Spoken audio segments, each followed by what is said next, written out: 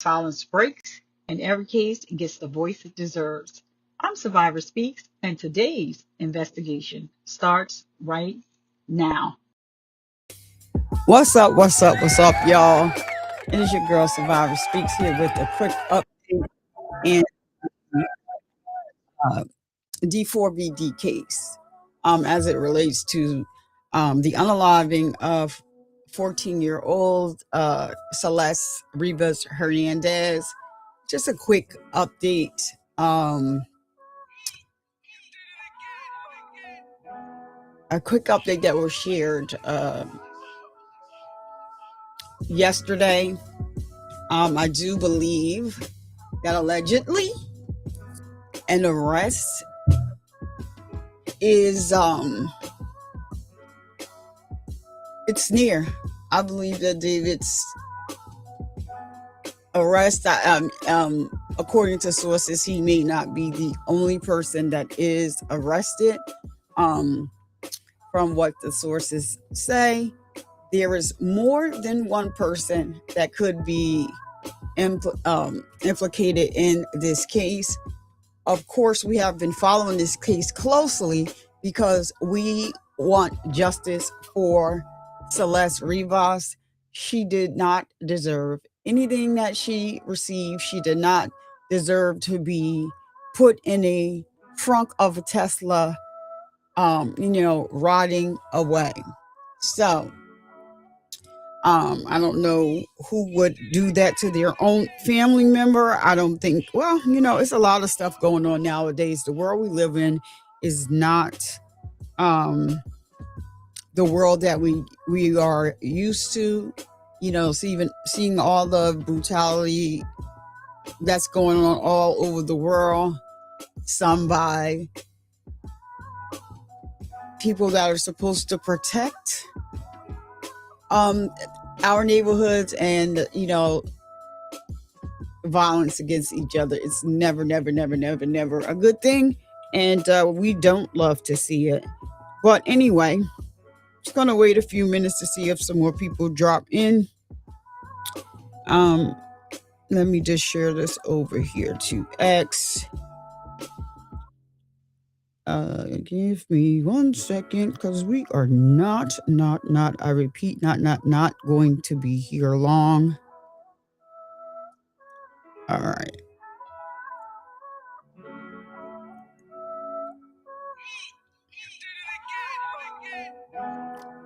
Okay. So, good morning, your favorite hustler. Thank you so much for stopping by. Good morning. This is not going to be long.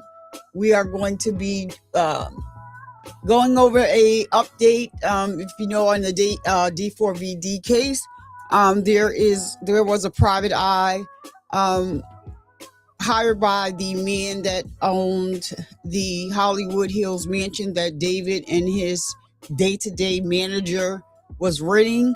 They were not the only two people that were seen at the property.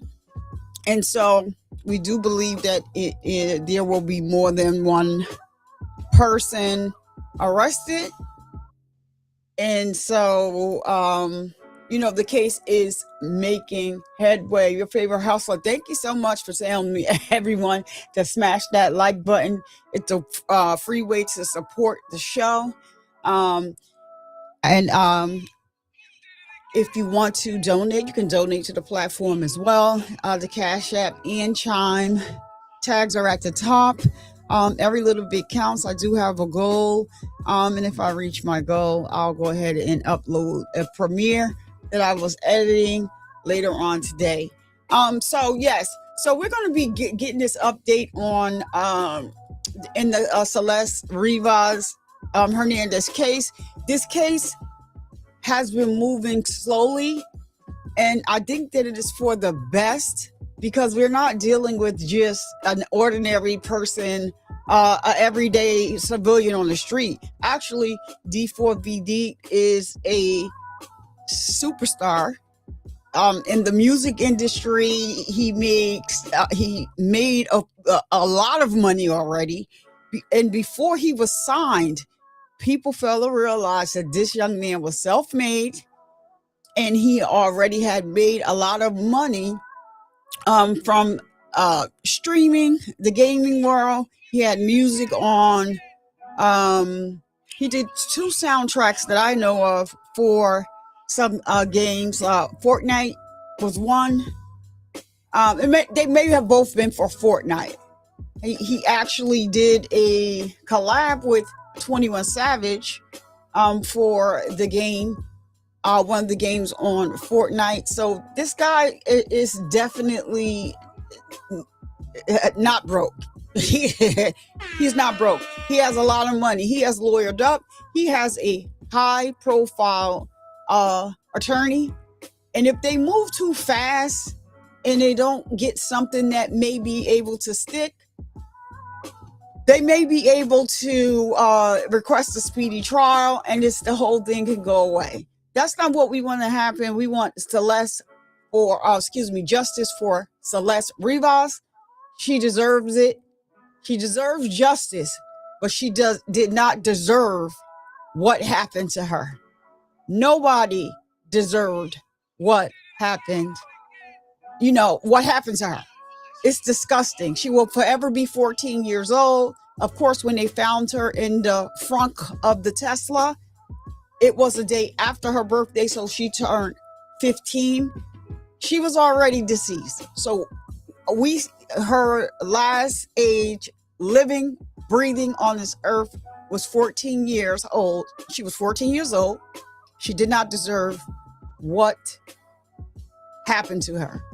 And so the public is outraged. We all have been watching this case closely because we don't want them to be able to sweep this under the rug just because of who David is. And we want justice for her. And we need David and whoever assisted him in this unaliving, allegedly. So right now the case is heating up. They are seated in front of a grand jury. It looks like they're going to be going into February with this grand jury. But from what we know from the case so far, his day-to-day manager was in front of the grand jury for 3 days. He came out in the hallway, made some statements to his attorney, didn't know the echo was going on, so they heard what he said. And this is what he said. They're really giving me a hard time here. They're asking me why I did not call the cops. I didn't know it was my duty to call the cops. I just wanted to go on with the tour. What in the whole entire... Where's my sensitive? Excuse me, I got a sensitive. What in the whole entire... Oh, wait a minute, I almost said it. Is going on here? What is going on here? You care more about this guy resuming his tour than you cared about calling the police? Because I believe, I have to say allegedly, this manager saw Celeste. She was present in that house. They do have video where Celeste was seen in that house. They now have uncovered a new photo, which is considered to be the last photo of Celeste. And we're going to see that right here too when we do watch the video. So this is unacceptable on all levels. And I cannot wait until this arrogant guy gets exactly what he deserves. So I had to come here early and do it on early because I gotta go. So without further ado, let me just bring it over here because I don't want to be going too long. Let's see. Okay, here we go.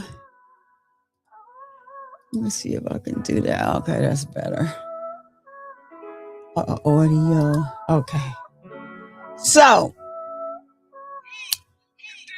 this is we're using a video from Law and Crime Sidebar with Jesse Weber. I'm using it under the fair use doctrine. I'm going to run my intro though, and so the disclaimer can be read, and we'll be back right after that.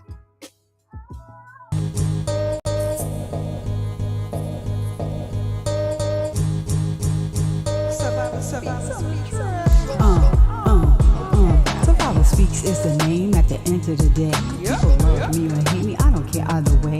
Breast cancer busted through like a leaf in the night. A cancer's ass was knocked out before the end of the fight. A cheer for y'all, coming through, knocking everything out. This is hard if you see, I do nothing for clout. Just like cancer, I'll let nothing take me out. So be respectful when you step foot inside of my house.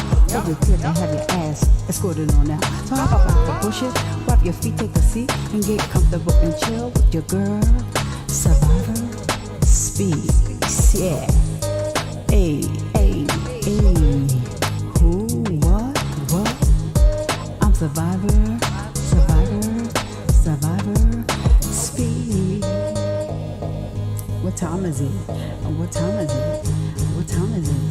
It's time for you to hit that like and subscribe button and turn on that notification bell so you get a notification each and every time that I go live. Yeah, it's Survivor Speaks and it's showtime, ladies and gentlemen. Thank you for being here. Peace, peace, peace.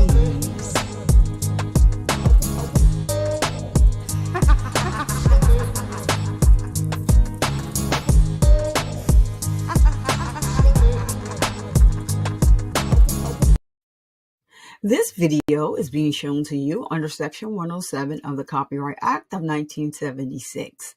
Allowances is made for fair use for purposes such as criticism, comment, news reporting, education, and research. Fair use is permitted by copyright statute that might otherwise be infringing. Smash that like button. Let's go. And we are back. Thank you so much for waiting. If you just dropping in, please make sure you hit that like button. It's a free way to support the channel. I do appreciate you. And before I start the video, hold on before I forget, because I will definitely forget. I do not choose who gets these memberships, but I'm going to give them out before I forget, and that's not a good look. But anyway,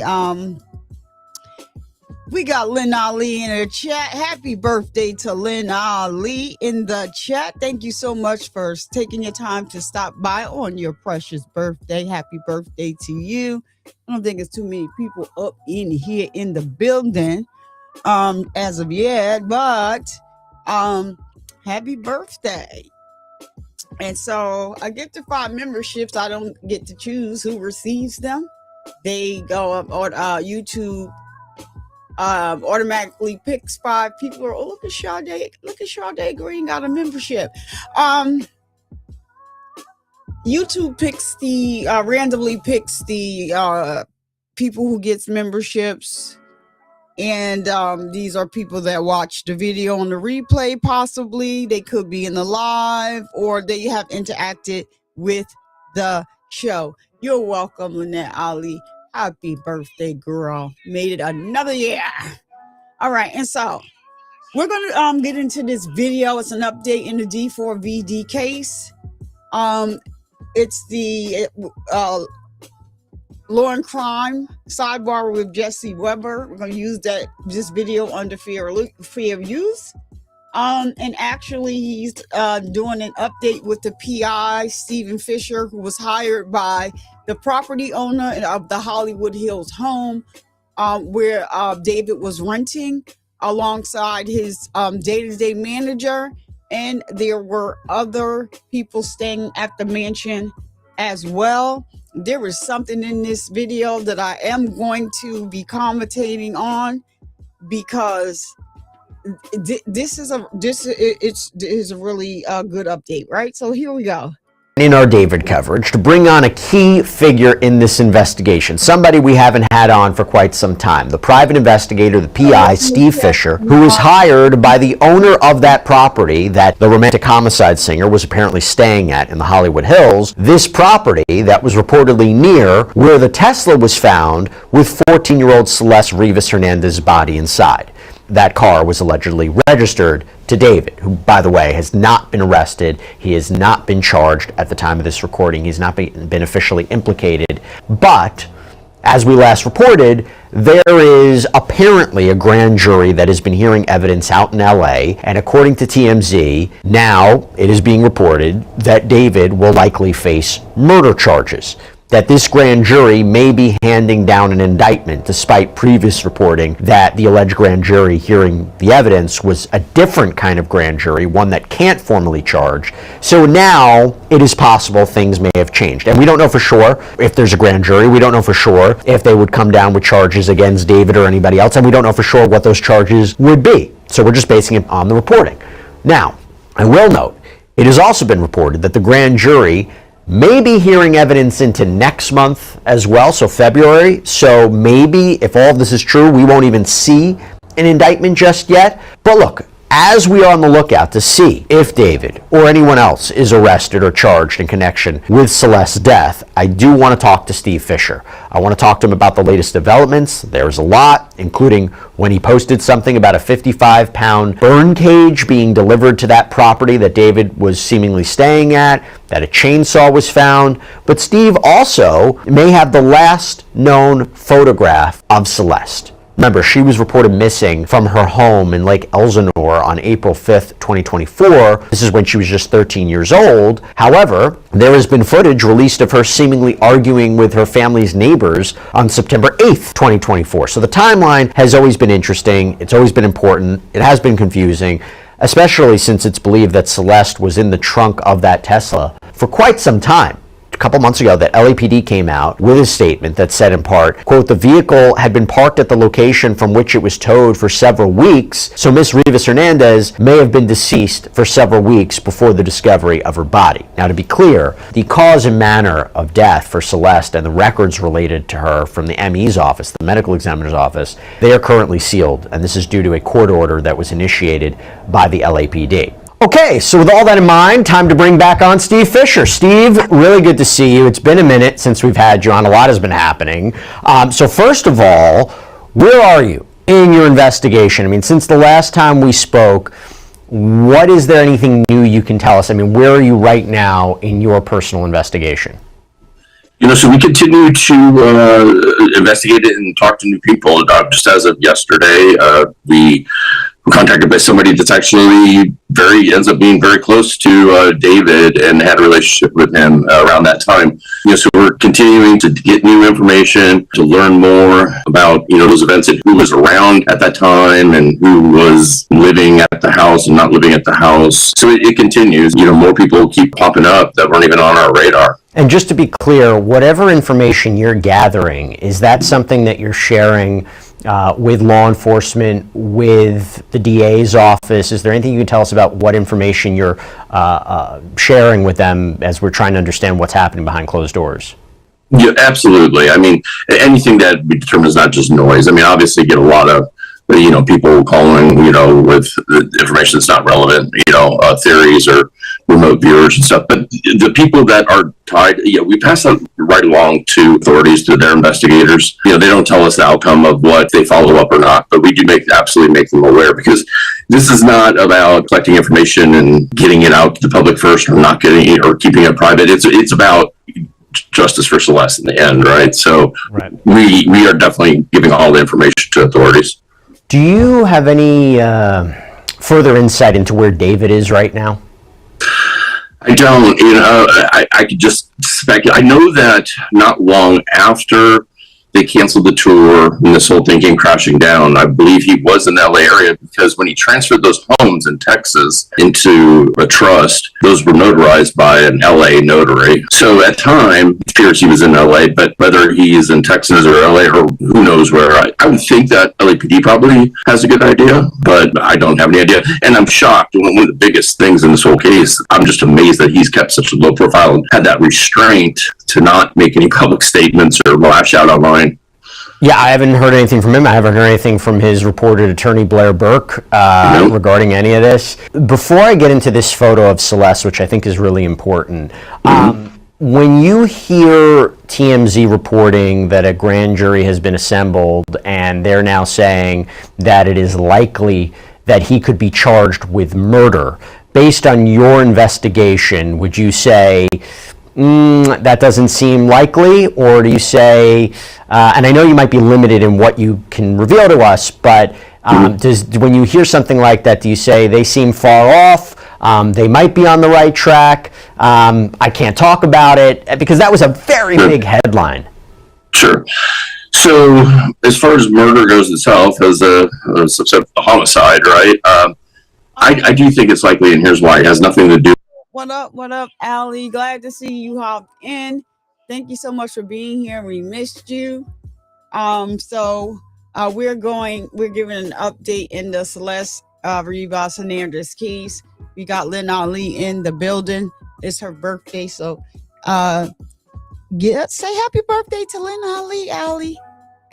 Thank you, and kiss baby A for me. With if there may be grand juries or not. When that rumor first broke, which I believe was from the LA Times, it was from a document that was filed to seal the medical examiner's records that was filed in LA courts. There was a short window of time that filing itself was released by the clerk's office. And I'll tell you, I've seen the original document, and in the motion, it uses the word murder. So, and that was a public document at the time. Now I know it's been sealed, but it didn't say homicide investigation. It actually said murder. So just based off that, not anything I have found. I can tell you, I've luminoled the house. I've done other testing at the house, and there's nothing there that I would say it looks like this is a crime scene, a violent crime scene. But I can tell you, I have seen that document. It is legit, and it did say murder. Yeah, so just assuming that for a moment, right? What changed? The LAPD came out at one point, I think it was like 2 months ago, and said there might not be anything beyond concealment of a body. Any idea what may have changed to suggest that Celeste was killed?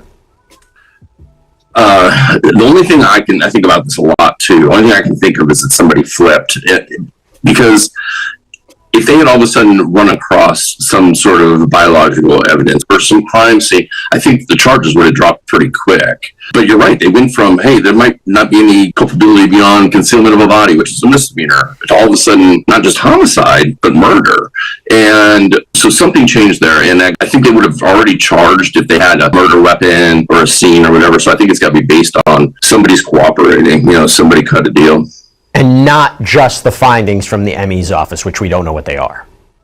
Yeah, we don't know what they are because they sealed those. I do think that, I know most people speculate that it's undetermined. I personally, and I don't have any inside information on this, I do believe that they were able to make a determination. I know her remains were in very bad shape, but if you go back to the death certificate said that, she wasn't pregnant. Well, that means they were able to get that hormone test, or they were able to inspect the internal organs enough to determine that. So the fact that they were able to get that means I think they were able to get a good toxicology test. So I do think that they probably made a determination. And once they made that determination is when LAPD went in and got those petition to get that sealed on the 21st, I think it was.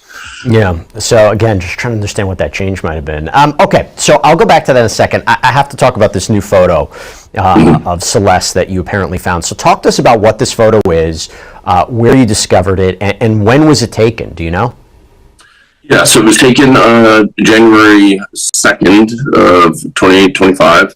It was on a SD card, a memory card that goes into a camera that was after they moved out of the house that was left behind.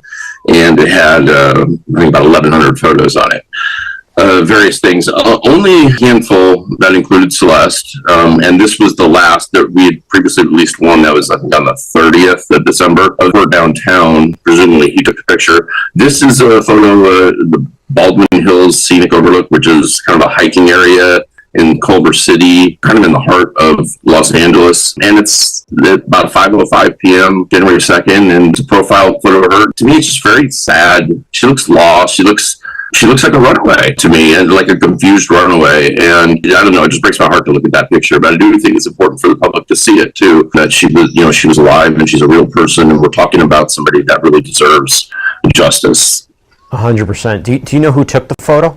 I assume it's by David, simply because it's his camera, and then there's pictures later that evening where he's taking them into a mirror and you can see that he's holding the camera and whatnot. So I assume it's him, but then I will say that there's a couple pictures immediately after that one of her on the camera of him. So I think that they were together, and just like they were on the 30th in downtown, I think they had these little excursions and took a lot of photos in hiking type of situations or out in the kind of foresty area. So how does that factor into the timeline about what might have happened to her? I mean, maybe it does, maybe it doesn't, because, you know, originally we reported, right, she had disappeared in 2024, and then there was this sighting of her with the neighbors. So how does this affect the timeline of understanding when she died?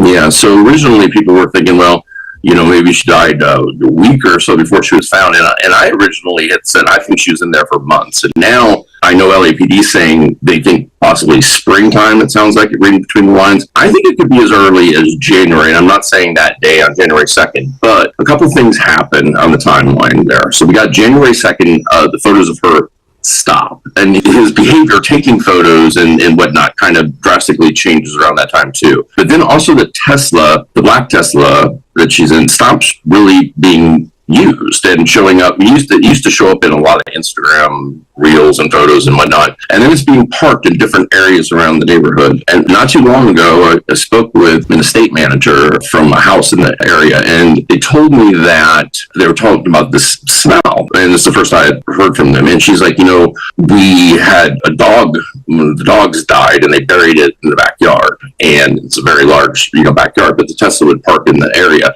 and they said anytime we get over about 70 degrees or so, the backyard would get this horrible smell. And they thought that they had not buried the dog deep enough. And they were getting ready to unearth this dog and rebury it, but then the Tesla disappeared. And when I asked when this dog died, it was in February. And then she said it was a very distinct, you know, death smell. Now once the Tesla disappeared in June, it got moved up to Bluebird, all of a sudden the smell went away. So I do think, you know, that right there. What's up for always? Thank you for hopping in. It's Lynn Ali's birthday. You want to say happy birthday to her? She is in the chat. So yeah, that's what I wanted to bring to your attention right there. There was a neighbor whose dog passed away, and when it would get a certain temperature outside, they would smell decomp. So they were thinking that the dog that they buried in the backyard, that they didn't bury the dog deep enough, they were going to dig the dog back up and, you know, put the dog somewhere else. But when the Tesla was moved, they no longer smelt that odor. And so they, you know, they didn't have to dig the dog up, which is very, very, very interesting. Very interesting. So that is a new update in this case. There's going to be another new update. And we're going to get back into the video that he mentions here, because we knew about the red Tesla in the garage, but he adds to that. So let's see. He tells who he tells who the Tesla is registered to and what the activity was around the mansion once the black Tesla was parked and never moved again. So January, and then that happening in February, I do think, you know, January to March is probably a sweet spot where something could have happened. And also they leased a new Tesla on February 1st. Oh, that's interesting too. I didn't know that. Well, if you when the search warrant was served, we all of a sudden we saw on the news there was a red Tesla being pulled out of the garage, and ran a D4vd on it, and it comes back to Rob Morganrath's manager, and it was leased on February 1st. So all of a sudden, January, the Tesla stops being. Here, I'm sorry, I have to stop it right here and give a little commentary. So this is the day-to-day manager, Robert Morganroth Jr., who was on the stand in the grand jury hearing for 3 days. He is the one. He is David's day-to-day manager. He's David's. He lived in the house with David. And it is mighty funny that once the Tesla was parked and never used again, which was being used heavily before that, was parked, in February, and this a guy or somebody bought a red Tesla, but it was registered to David's day-to-day manager and or handler, if you will, Robert Morgan Roth. I'm just wondering, because it sounds like somebody rolled over. So not too many people went in front of the grand jury as of yet. Remember, we have the girl outside, the girl that didn't show up to the hearing, who actually has the same attorney as Robert Morgan Roth. And so, which is a conflict of interest to me, but she didn't show up to court. And so that's interesting that on February 1st, insert a new red Tesla, the other Tesla is not ever used again. I just wanted to point that out. Used for some reason. February, there's a new Tesla. This horrible smell starts originating after February. So you gotta wonder. Right, and by the way, I should also let everybody know, if you haven't been following our coverage, Morgan Roth allegedly testified in front of this grand jury as well, and allegedly said something in the hallways, being questioned by the prosecutor about, why he didn't notify more about what was going on. Let me ask you this: there's this conversation about, and LAPD seemed to confirm that David took this trip to Santa Barbara, right? So how would that factor into your timeline? I can't figure out what the purpose of that trip would be, to be honest with you. I don't know if they went there to do something to her, or to started deceased and put her in some other form. Why bring her back again? Now, I will say that there's a lot of photos on this camera in the National Forest, but not in Santa Barbara, not terribly far from there, within 75 miles or so. But I don't know, the Santa Barbara thing is really confusing me. There seemed to be this total confusion of what to do with her, I guess, if they're making trips and then chickening out. And this is what baffles me, and why there hasn't been an arrest yet, because if they're that sloppy, they leave this girl in a Tesla in a neighborhood, they can't figure out how to get rid of her, then how do they not have the evidence yet to be able to drop some charges? Because it's so sloppy. It seems like there's got to be a ton of other evidence, because I know there's video stuff out there. Well, you went public and mentioned the idea of this 55-pound burn cage being delivered to that property that David was apparently staying at, that there was a chainsaw that was recovered. Now, to be clear, and correct me if I'm wrong, right, no evidence that those were used, but you would seem to suggest, hey, this goes to state of mind, this goes to planning, right? So you're talking about, one theory would be, there was an effort to potentially dispose of her body, and maybe the car was towed before it could actually be used, right? I mean, that made news in the past few weeks. I think that's, I believe that that's what happened. It's only my theory, but I believe that this was like one of the ideas. I'm talking plural. I think there's multiple people involved, at least trying to dispose of her part of it. And I think one of the plans might have been, okay, what about if we cremate her? Or what if we do this? And so they ordered these things, and it was at least an option available to them, which they didn't put in motion. And then I do think that they probably got cold feet, were afraid, where do we do it? Who does it? Like, should we just pay somebody to do it? How can we just get rid of the Tesla altogether, put it in a lake? And none of those plans then all of a sudden it gets towed. And it's like, now what? But why they would leave the Tesla where they left it is mind-boggling. I have to ask about this grand jury. Now, let's be clear about something. You may be very limited in what you can say. So anything you can't say, completely understand, but I have to ask. Can you confirm in any way whether you believe a grand jury, and maybe more specifically a grand jury that can return an indictment, is being impaneled right now as hearing evidence? That part, I did release some things on Twitter, because I got a handwritten notice to appear for a notice, or for order to show cause on a contempt charge. And I put in that tweet that I had in the past appeared a couple times from a grand jury. I'm not saying it's a grand jury for this case or whatever case, but I was given this handwritten notice to show up. I was given it on a Friday and told to show up on a Tuesday. and I wasn't told what the charge, like, I wasn't the exact, like, what I was being accused of. So how could I hire representation? How could I defend myself? And I also said, listen, I flew in for this, I was going to say a meeting, right? And where I was given this piece of paper, I flew in from Georgia where I was on a search and rescue mission, and they knew I was flying out that evening. And I said, I can't, Tuesday, and you and I can tell you what it's about. And there was no public docket about it. There was nothing. It was all very secretive, and it really worried me. And that's why I came out with it publicly, because I felt like people needed to know. It's the only protection I had, about this secret hearing going on. And I didn't show up for it. I still don't know to this day what happened in that hearing. I know that a hearing did apparently take place. I was told by somebody that was at the courthouse, but I don't know if there's a warrant for me. I have no idea. So you can't say at this point in time whether you've been held in contempt of court and for what reason, right? You can't say. It's not even that I can't say. I don't know, because if I call the courthouse, there's no case number. I can't even check anything. Yeah. So it's like they're very well. A hearing did take place. So I'll just be honest. There was a reporter after I tweeted that. There was a reporter that showed up for the hearing that wanted to know what was going on, and they pushed it from the morning to the afternoon docket. It was after the docketed cases, and then they were told to leave the courtroom. And so I don't know, and I can't call and find out because I don't have a case number. So I have no idea. Also can't confirm this, but this is based on TMZ's reporting.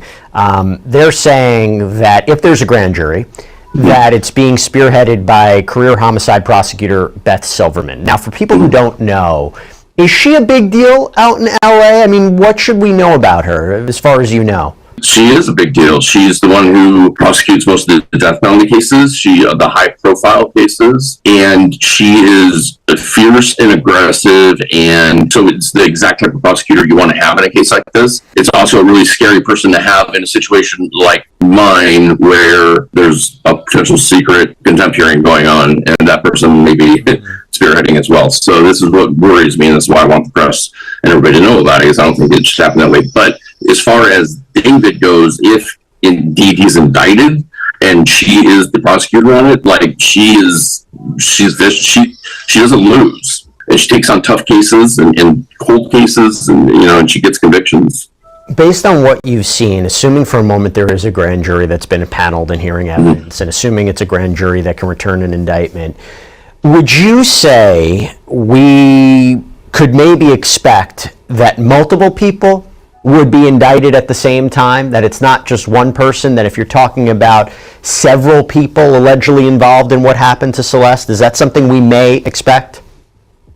Yes, and this isn't based on anything that I may or may not know about a grand jury or anything, but based on what I've seen evidence-wise, I'd be shocked if it's not multiple people, and I do think it'll all drop at one time. I don't think it'd be just one person and then start going after the others. I think they're going to wrap them all up at one time. I do think there's going to be one or two people that have really direct knowledge that are going to get immunity, and unfortunately are going to not really pay a price for this. But I think that's the only way that they're going to get the main people.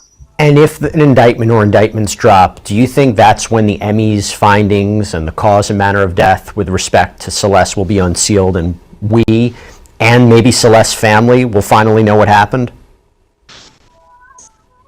I don't think so. I think they're going to hold it tight. I think one of the reasons I know why they use investigative juries, grand juries, obviously, but also it's to avoid a prelim hearing where you have to kind of show that discovery and that evidence. And by past dealings and knowing conversations I've had with people involved on the prosecution side and the secrecy wanted, I think they're going to, until they absolutely have to disclose anything, I don't think they're going to, I think they're going to be very minimal on that. I do think the ME's office wants to put the information out, but they're, For sure. They came out quite strongly about this court order and said it's so unusual. And there seems to be this battle between the ME's office and the LAPD. I mean, by the way, we reported about this, but there was mixed reporting. LAPD came out and said, despite the reporting that you're hearing about Celeste's body being frozen and her being decapitated, we are denying that. I mean, by the way, can you shed any light on that discrepancy?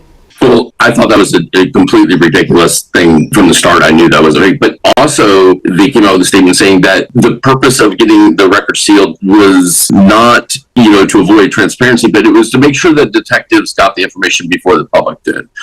Okay, detectives now have that information, you got to believe. So why not now go ahead? If it's not a transparency thing, why not release it now? I just don't think they will. And I understand that they have their controls and whatnot, but if charges drop, it's, the people, the state of California versus, we all, this is something that we do have a right to know something about, and especially, and we should know if this person's still on the loose and they're a threat, or it could be a threat. We need to know about these things. And the picture right here, this is the last known, this is the last picture that they have that of Celeste to date. This is the latest picture of her wearing a hoodie.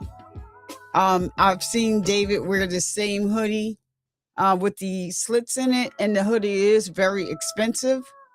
And so she looks kind of, even though it's a side profile, she looks a little sad. She does look a little sad in the video.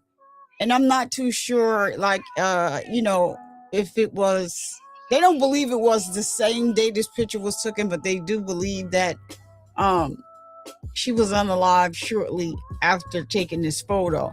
He also mentioned that after this photo was taken, he believed that David took this photo, because after this photo was taken, there was a series of photos taken by of David after this photo was taken. So this is quite interesting here.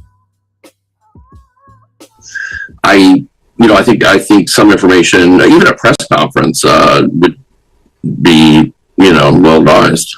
Before we wrap things up, before I let you go, I want to take it back to Celeste. You've been looking into this case for quite some time. A, what did you learn about Celeste Rivas Hernandez? What would you like the viewers to know about her and what her life was like, her short life? And B, have you had the opportunity to speak to her family or her friends? How are they doing at this point? So, if you could shed some light on that, that'd be really great. I have talked to a couple people that were close to Celeste, not direct family members, but people that were very close. And in fact, some of the people that were involved in helping to find her first couple times she ran away. Celeste obviously was somewhat troubled, but the huge percentage of teenagers her age growing up, especially in these times, of course you get that. I'll tell you why I haven't reached out to her family, because I do want to be respectful of them. I know that they're mourning and whatnot. However, Celeste was not a true missing person. There was a missing persons report filed since 24, but she had appeared at home multiple times in between that time, and they knew where she was staying in Los Angeles, and I have hard proof of that. I have text messages from family members. And what they were doing was they didn't want a CPS investigation into her not going to school, so they left this report open, and I'm not blaming them, for what happened to her, but if they were having a problem controlling her, then there are systems in place through the school and the counseling system and whatnot that can help and assist. But I don't want to talk to them, because I feel like I have to ask those questions, like, why did you allow this? And I think that would be kind of like, victim blaming. But, listen, there was a lot of failures along the way here, and David was kind of like green lighted, even by his managers. And, a lot of people knew, his friends knew she was underage, and they allowed this to happen. And then look where we're at, and even now, who knows how many of those people are even talking? Are they still protecting David? It's crazy how nobody's come out and told the story yet. Dee Fisher, thanks so much for taking the time. Really appreciate it. So we're going to get this. So that is the video and the updates from Sidebar. I just think that is he made an interesting point about the smell, because people were saying, well, why didn't they smell the decomposition? Because the body was decomposing in the trunk. So now he's saying that he spoke to a neighbor and they actually did smell it, but they thought it was a dog that was buried in the backyard that had died, and they just thought that maybe they didn't bury the dog deep enough. But turns out that when the Tesla moved, the smell, they no longer smelled that decomposing odor. Um, but my question is, and maybe they just weren't paying attention at the time when they came to tow it. Because they don't open the car, they just tow it. Hey, Harper's Road, thank you so much for stopping by. Please hit that like button if you have a chance. So Harper's, we were just going on. There's some updates that were made to in this case. So they found another picture of Celeste, and it's said to be the last picture that she took before she was unalived. Because Stephen Fisher is the PI that the homeowner hired. And so the picture that he found, the previous picture that he had, was the last picture that they knew that Celeste took, but then they just found another picture. Another update is he spoke to a neighbor, and the neighbor was saying that they was smelling decomposition whenever the weather was warm. It would get 70 plus degrees. They thought a neighbor's dog passed away, and they buried the dog in their backyard, so they were thinking that maybe the dog wasn't buried deep enough, so they were going to dig the dog up. But then they came and told the Tesla, and then that smell went away. That's quite interesting. We also know, I did the video where Steve put up a picture on X of the burn cage, which they had purchased and delivered to the Hollywood mansion in a fictitious name. What did they need that for? You could cremate a body in that, and I just think that they didn't know how to do it, because if they were to cremate her body in the backyard of that mansion, they don't know how long it takes, the smell, and everything that it's going to give off. And it also would be illegal for them to use that burn cage there. So the burn cage was new and in a box. They did also find a saw inside of the Hollywood mansion. I just think that all of these, I don't know why the cops didn't take this stuff, because he didn't go into this mansion until after the cops searched and took the evidence that they wanted, and then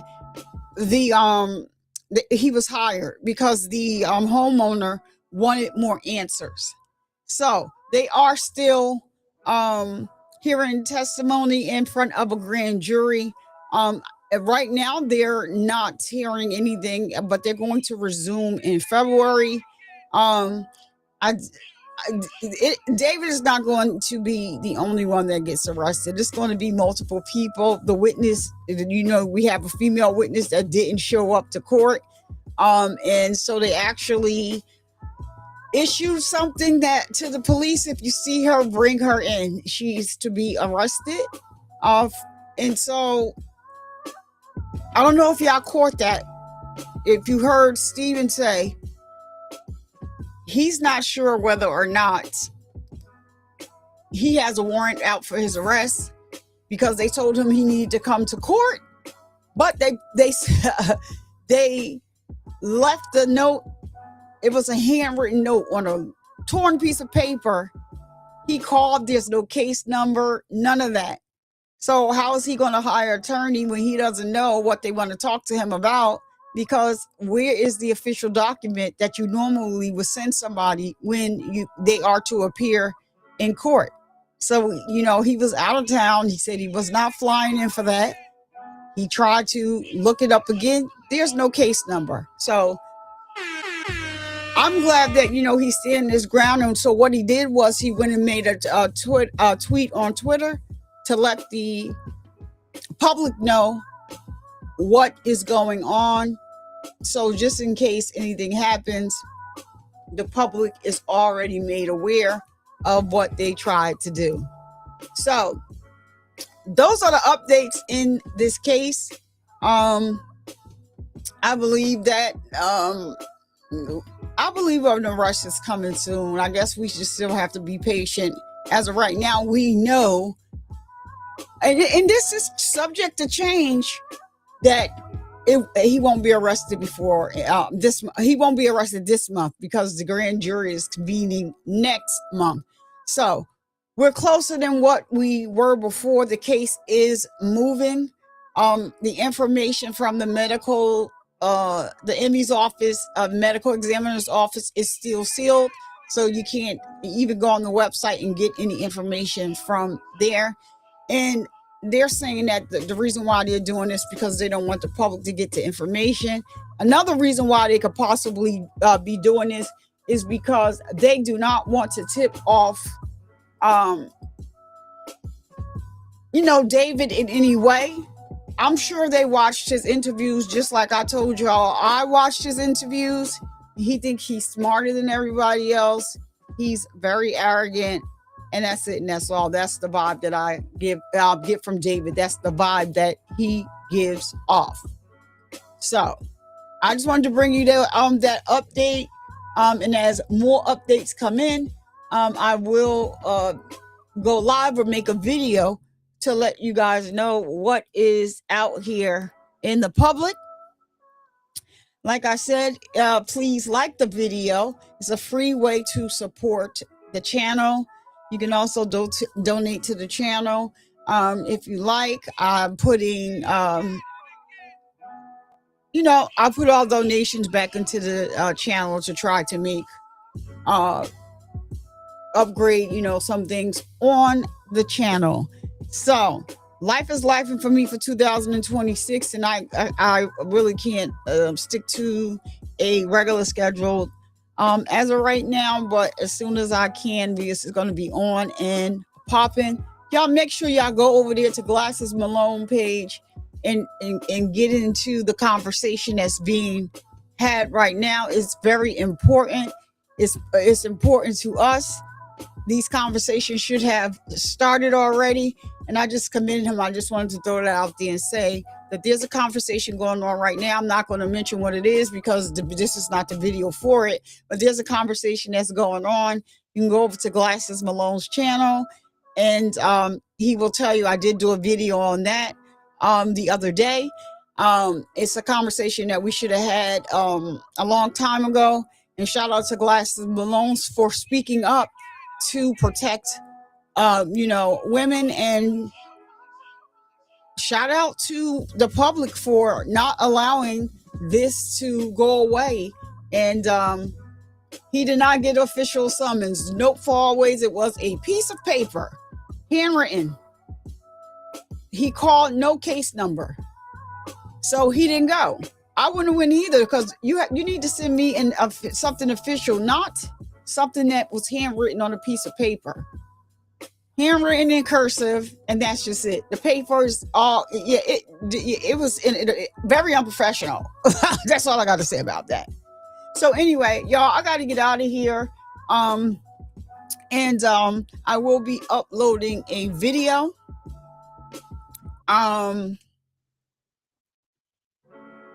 I will be uploading a video about a different case that I just wanted to share.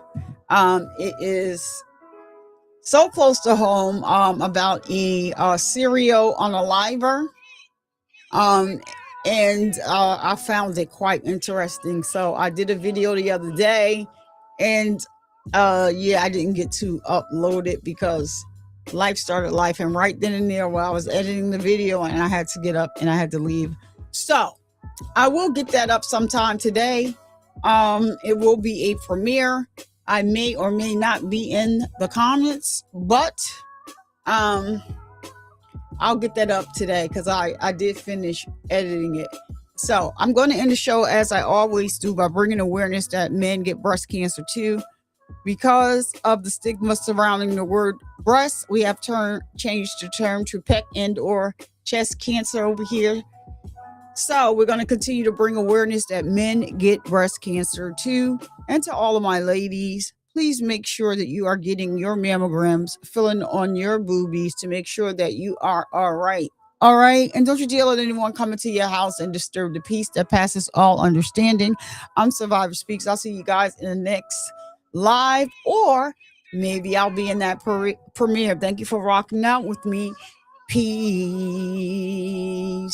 If you have made it to the end of the video, you are the real MVP. So don't forget to comment, like, share, and subscribe. And I'll see you guys in the next video. Thank you so much.